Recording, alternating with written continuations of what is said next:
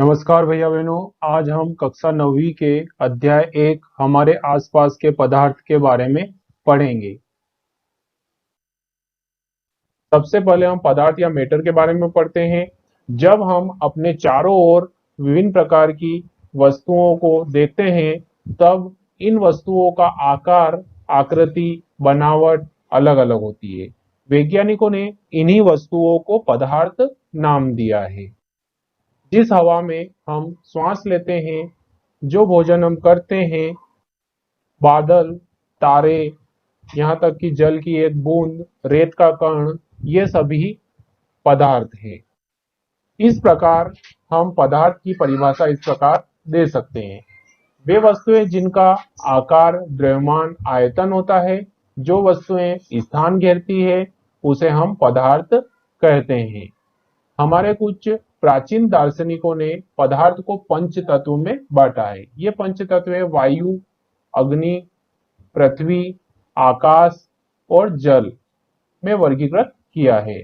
इस प्रकार पदार्थ की परिभाषा हम दे सकते हैं। पदार्थ के उदाहरण की बात करें तो पदार्थ के उदाहरण में पत्थर, भोजन सामग्री, जल, रेत के कण, यहाँ तक कि बर्फ, जल, हवा, मतलब जितने भी ठोस, द्रव, गैस है, उनके उदाहरण पदार्थ के अंतर्गत आते हैं। पदार्थ का भौतिक स्वरूप। पदार्थ के भौतिक स्वरूप के अंतर्गत सबसे पहली विशेषता यह है कि पदार्थ छोटे छोटे कणों से मिलकर बना होता है। जो पदार्थ हमें दिखाई दे रहा है, वास्तव में वो बहुत ही छोटे छोटे कणों से मिलकर बना होता है। इन कणों को, छोटे छोटे कणों को हम परमाणु कहते हैं। परमाणु आपस में मिलकर अणु बनाते हैं, अणु मिलकर यौगिक बनाते हैं। इसी प्रकार इसे एक उदाहरण से समझते हैं। जैसे कि हमने एक गिलास में पानी लिया, इस पानी के अंदर हम कुछ मात्रा में शक्कर या शुगर डालते हैं, और शक्कर डालने के बाद यह जो एक शुगर सॉल्यूशन यानी कि शक्कर का विलयन बनता है। जब हम गिलास में शक्कर डालकर उसे अच्छी तरह से चम्मच से मिलाते हैं, तब कुछ समय पश्चात हम देखते हैं कि उसमें शक्कर के कण हमें दिखाई नहीं दे रहे हैं, मतलब शक्कर पूरी तरह से पानी के अंदर घुल गई है। इस प्रकार हम ये साबित कर सकते हैं कि जो शक्कर, जो पदार्थ था, शक्कर रूपी जो पदार्थ था, वह छोटे से छोटे कणों में परिवर्तित हो गया है और पानी के अंदर पूरी तरह से घुल गया है। इस प्रकार हम यह निष्कर्ष निकाल सकते हैं कि पदार्थ छोटे छोटे कणों से मिलकर बना होता है। इसी प्रकार एक अन्य उदाहरण है, जैसे कि KMnO4। इसे पोटेशियम परमैंगनेट कहते हैं। यह एक प्रबल ऑक्सीकारक है। यह जल में घुलकर गुलाबी या पर्पल रंग का विलयन बनाता है। जब हम पोटेशियम परमैंगनेट को 100 ml वाटर के बीकर में डालते हैं और पोटेशियम परमैंगनेट को इस वाटर में अच्छी तरह से मिलाते हैं, तो इसका विलयन का रंग जो है गुलाबी हो जाता है, डार्क गुलाबी हो जाता है। यहाँ पर पोटेशियम परमैंगनेट की बहुत अधिक मात्रा पानी में घुली हुई है। जब हम इसमें से 10 ml पोटेशियम परमैंगनेट का विलयन लेकर हम 100 ml पानी में मिलाते हैं, तो इस 100 ml पानी का रंग भी इसकी तुलना में हल्का गुलाबी हो जाता है। जब इस हल्के गुलाबी 100 ml बीकर से हम 10 ml पोटेशियम परमैंगनेट एक परख नली में लेते हैं, मतलब टेस्ट ट्यूब में लेते हैं, और इस पोटेशियम परमैंगनेट को अगले 100 ml बीकर में फिर से डालते हैं, पानी में, मतलब 100 ml पानी के बीकर में फिर से डालते हैं, तो यहाँ पर इसकी तुलना में इसका रंग इससे हल्का हो जाता है। यहाँ फिर वही प्रोसेस दोहराते हैं। इस पोटेशियम परमैंगनेट के 100 ml विलयन से फिर हम 10 ml पोटेशियम परमैंगनेट लेते हैं और इसे पुनः 100 ml वाटर के बीकर में फिर से डालते हैं, तो यहाँ पर पोटेशियम परमैंगनेट का रंग और कम हो जाता है, मतलब यहाँ हल्का गुलाबी रंग हो जाता है। इस प्रकार हम देखते हैं कि यहाँ पर पदार्थ के कणों की संख्या बहुत अधिक मात्रा में थी, इसलिए यहाँ पर डार्क गुलाबी रंग था। वहीं धीरे धीरे हमने जब 10-10 ml टेस्ट ट्यूब में लेकर पोटेशियम परमैंगनेट को बीकर में ट्रांसफर किया, तो लास्ट बीकर में आते आते इसका रंग बहुत ही कम हो गया। इसी प्रकार आगे अगर हमने 10 ml और लेकर 100 ml वाटर में मिलाया, तो और अधिक हल्का हो जाएगा। तो इस प्रकार हम देखते हैं कि यह जो पदार्थ है बहुत ही छोटे छोटे कणों से मिलकर बना हुआ है। पदार्थ की अगली विशेषता है पदार्थ के कणों के बीच रिक्त स्थान होता है। इसे हम एक प्रयोग के माध्यम से समझ सकते हैं। हम एक बीकर लेते हैं, उस बीकर में हम 200 ml पानी ले लेते हैं, इसके अंदर एक चम्मच नमक डालते हैं। जब हम नमक को पानी में पूरी तरह से घोलते हैं तो नमक पानी में घुल जाता है और हम देखते हैं कि नमक हमें दिखाई नहीं दे रहा है। इस दौरान इससे यह स्पष्ट होता है कि जब हम जल में नमक को घोलते हैं तो नमक के जो कण होते हैं वह जल के कणों के बीच जो रिक्त स्थान होता है, जल के कणों के बीच जो रिक्त स्थान होता है उसमें नमक के कण समावेशित हो जाते हैं, अर्थात नमक पूरी तरह से उसके अंदर मिल जाते हैं और जल में नमक घुल जाता है। इस प्रकार हम यह स्पष्ट कर सकते हैं कि पदार्थ के कणों के बीच रिक्त स्थान होता है। पदार्थ की अगली विशेषता हम देखते हैं कि पदार्थ के कण निरंतर गतिशील होते हैं। मतलब पदार्थ के जो कण हैं वह निरंतर गतिशील होते हैं। इन कणों में गतिज ऊर्जा होती है। जब हम पदार्थ को गर्म करते हैं तो इनके कणों में जो है गतिज ऊर्जा उत्पन्न होती है और ये एक दूसरे से अलग अलग होने लग जाते हैं, मतलब वायु में फैलने लगते हैं। जैसे जैसे ताप हम बढ़ाते हैं, मतलब ताप बढ़ने पर कणों की गतिज ऊर्जा भी बढ़ती जाती है और वह कण जो है वायु में फैलने लगते हैं। इनका विसरण बहुत तेजी से होने लगता है। इस प्रकार हम स्पष्ट कर सकते हैं कि पदार्थ के कण निरंतर गतिशील होते हैं और उनको गर्म करने पर गतिज ऊर्जा बढ़ेगी और गतिज ऊर्जा बढ़ेगी तो वो वायु में फैलने लगेंगे।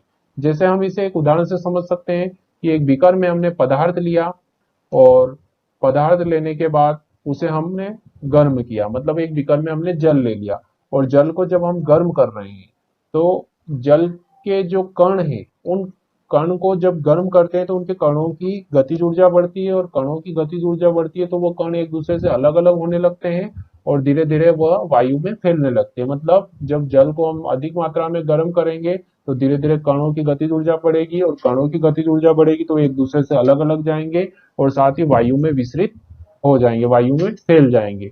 इस प्रकार से जब हम पदार्थ को गर्म करते हैं तो उसके कण विसरित होने का प्रयास करते हैं। पदार्थ की अगली विशेषता है कि पदार्थ के कण एक दूसरे को आकर्षित करते हैं। मतलब कि पदार्थ के जो कण हैं एक दूसरे को आकर्षित करके एक दूसरे के मध्य जो बंध रहता है उस बंध के माध्यम से आकर्षित रहते हैं और आकर्षित होने के कारण वो पदार्थ बने हुए रहते हैं, मतलब उस पदार्थ को मजबूती प्रदान करने का काम करते हैं। कणों के मध्य अंतरा अणु बल कार्य करता है। मतलब कि इस आकर्षण बल के कारण जो है पदार्थ के कणों के मध्य जो अंतरा अणु बल होता है वो कार्य करता है जो ठोस में सबसे अधिक। इसीलिए जो पदार्थ ठोस होते हैं वो मजबूत होते हैं, तो ठोस में सबसे ज्यादा अधिक मात्रा में अंतराणु बल कार्य करता है इसलिए वो मजबूत होते हैं। उसके बाद देखें तो द्रव में और सबसे कम जो है नगण्य गैसों में होते हैं। मतलब गैसें जो होती है वो वायु में फैल जाती है, मतलब उनके पदार्थ के कणों के मध्य कोई आकर्षण बल कार्य नहीं करता है, इसीलिए गैसों में सबसे कम अंतरा अणु आकर्षण बल होता है या नगण्य होता है। इसे हम एक उदाहरण से समझ सकते हैं, जैसे कि यहाँ पर इस प्याली के अंदर ठोस पदार्थ है। ठोस पदार्थ पूरी तरह से एक ही जगह स्थित है क्योंकि इस पदार्थ के अंदर जो भी कण है उन कण के मध्य प्रबल अंतरा अणु आकर्षण बल है जो कि इसके कणों को एक विशिष्ट स्थान पर बनाए हुए हैं और मजबूती से जोड़े हुए हैं। इसलिए ठोस के अंदर न तो कोई बहाव का गुण होता है, न ही ठोस को आसानी से उसका आकार चेंज भी नहीं किया जा सकता है। दूसरा उदाहरण हम देखते हैं द्रव। द्रव जो पानी जो है बीकर के अंदर भरा है, अब इस पानी को हम दूसरे बीकर में ले सकते हैं या दूसरे किसी बर्तन में ले सकते हैं क्योंकि इसके अंदर जो पदार्थ के कण हैं उनके मध्य अंतराणु आकर्षण बल ठोस की तुलना में कम है, इसलिए इसके कण जो है एक दूसरे से थोड़ा दूर दूर भी हैं और साथ ही इसका आकार हम चेंज कर सकते हैं। अगला उदाहरण है गैस का। मतलब इस गुब्बारे के अंदर गैस भरी है, अब गैस के जो कण होते हैं उनके मध्य कोई आकर्षण बल नहीं होता है, बिल्कुल नगण्य होता है अंतराणु का आकर्षण बल।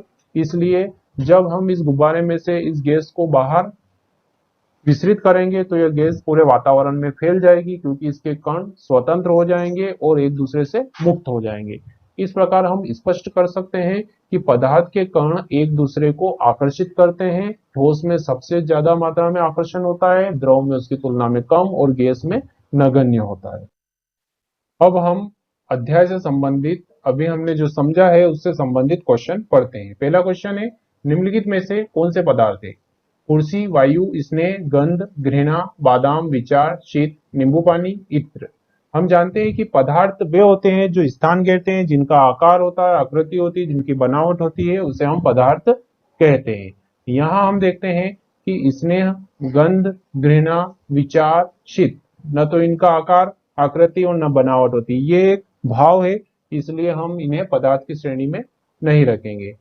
हम पदार्थ को 3 कैटेगरी में बांटते हैं, ठोस, द्रव, गैस। तो ठोस में यहाँ पर कुर्सी और बादाम ये दोनों ही ठोस है। द्रव में देखें तो द्रव में नींबू पानी है। गैस में देखें तो गैस में यहाँ वायु और इत्र की सुगंध ये दोनों ही गैस में आ रहे हैं। तो इस प्रकार इसमें पदार्थ जो है कुर्सी, बादाम, नींबू पानी, वायु और इत्र की सुगंध है। इत्र की सुगंध मतलब यह वायु के माध्यम से फैल रही है, इसलिए पदार्थ है। इसमें छोटे छोटे कण पाए जाते हैं इत्र के अंदर। अगला क्वेश्चन है, गर्मा गर्म खाने की गंध कई मीटर दूर से ही आपके पास पहुंच जाती है, लेकिन ठंडे खाने की महक लेने के लिए आपको उसके पास जाना पड़ता है। हम जानते हैं कि पदार्थ के कण जो है गतिशील होते हैं और उनको जब गर्म किया जाता है तो पदार्थ के कण एक दूसरे से अलग होकर स्वतंत्र होना चाहते हैं, अर्थात वो वायु में फैल जाते हैं, वायु में मिल जाते हैं, और वायु में मिल जाते हैं तो वो बहुत दूर तक फैल जाएंगे। जैसा कि पदार्थ के कण निरंतर गतिशील होते हैं, गर्मा गर्म भोजन के कणों की गतिज ऊर्जा बहुत अधिक होने के कारण इसके कण वायु में विसरित हो जाते हैं, इसलिए गर्मा गर्म खाने की गंध कई मीटर दूर तक पहुंच जाती है। जबकि ठंडे खाने के कणों की गतिज ऊर्जा कम होती है, इसलिए इसकी गंध नहीं फैलती है। जैसे कि जब भोजन को जब गर्म करते हैं तो उसके कणों की गतिज ऊर्जा बढ़ेगी, और कणों की गतिज ऊर्जा बढ़ेगी तो ये कण जो है वायु में विसरित हो जाएंगे, मतलब फैल जाएंगे, और गर्मा गर्म भोजन की गंध कई मीटर दूर पहुंच जाएगी। जबकि ठंडे खाने के कणों की गतिज ऊर्जा कम होती है या नहीं होती है, इसलिए वे दूर तक नहीं पहुंच पाते हैं, इसलिए इसकी गंध फैलती नहीं है। अगला क्वेश्चन है, स्विमिंग पूल में गोताखोर पानी को काट पाता है, इससे पदार्थ का कौन सा गुण प्रेक्षित होता है? मतलब कि स्विमिंग पूल में जब गोताखोर गोता लगाता है तो पानी को काटता है, मतलब पानी में कौन सा गुण पाया जाता है? द्रव का गुण। तो स्विमिंग पूल में गोताखोर पानी काट पाता है, इससे पदार्थ का द्रव गुण प्रेक्षित होता है, क्योंकि द्रव में कणों के मध्य आकर्षण बल ठोस की तुलना में कम होता है, इसलिए वह पानी को आसानी से काट लेता है। अगला क्वेश्चन है, पदार्थ के कणों की क्या विशेषताएं? पदार्थ के कणों की विशेषताएं निम्नलिखित है। पहली विशेषता है, पदार्थ के कण बहुत ही छोटे छोटे होते हैं, मतलब पदार्थ जो है छोटे छोटे कणों से मिलकर बना होता है, और ये कण बहुत ही सूक्ष्मतम होते हैं, जो कि हमने पढ़ा था अभी। पदार्थ के कण निरंतर गतिशील होते हैं, पदार्थ के कणों के मध्य गतिशीलता का गुण भी होता है। अगर पदार्थ को गर्म करेंगे तो उसके कणों की गतिज ऊर्जा बढ़ेगी और वे वायु में विसरित होने का प्रयास करेंगे। पदार्थ के कणों के मध्य रिक्त स्थान होता है, जैसे जल में हम नमक घोलते हैं तो जल के कणों के मध्य रिक्त स्थान होता है और नमक आसानी से उसमें मिल जाता है। इस प्रकार पदार्थ के कणों के मध्य रिक्त स्थान होता है। पदार्थ के कण एक दूसरे को आकर्षित करते हैं, पदार्थ के कणों के मध्य आकर्षण होता है, इसी आकर्षण के कारण ठोस मजबूत होता है उसकी तुलना में द्रव, ठोस की तुलना में उसमें पदार्थ के कणों का आकर्षण कम होता है, और द्रव गैस में पदार्थ के कणों के मध्य आकर्षण नगण्य होता है, इसलिए गैस आसानी से विसरित हो जाती है, फैल जाती है। इस प्रकार हमने पदार्थ के कणों की विशेषताएं पढ़ी है। धन्यवाद भैया बहनों। आगे के और अधिक वीडियो लेक्चर और नोट्स देखने के लिए हमारे चैनल को सब्सक्राइब, लाइक और शेयर जरूर करें, ताकि सभी भैया बहनों की मदद हो सके।